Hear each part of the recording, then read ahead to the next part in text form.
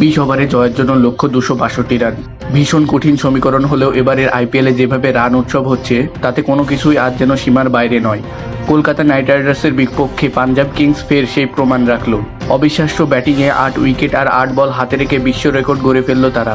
দলটি সফল রান তারায় নিজেকে হারিয়ে খুঁজতে থাকা জনি ব্যারিস্তোর সেঞ্চুরি যেমন গুরুত্বপূর্ণ ছিল, তেমনই কার্যকর ছিল প্রভাস ইমরান সিং ও শশাঙ্ক সিংয়ের আগ্রাসী ইনিংস।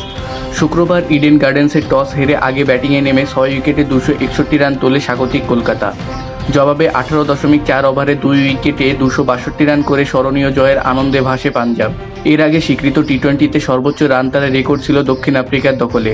2023 সালে ওয়েস্ট ইন্ডিজের বিপক্ষে 258 রান তাড়া করে জিতেছিল তারা। আইপিএলে এই রেকর্ড ছিল রাজস্থান রয়্যালসের নামের পাশে। তাদেরও প্রতিপক্ষ ছিল কলকাতা, ভেন্যু ছিল ইডেনেই। তবে বেশি দিন টিকল না সেই কীর্তি। গত 16 এপ্রিল 223 রান তাড়ায় বিজয়ী হয়েছিল রাজস্থান। আবারও 26 এপ্রিল 262 রান তাড়ায় জয়ী হয়েছে পাঞ্জাব কিংস।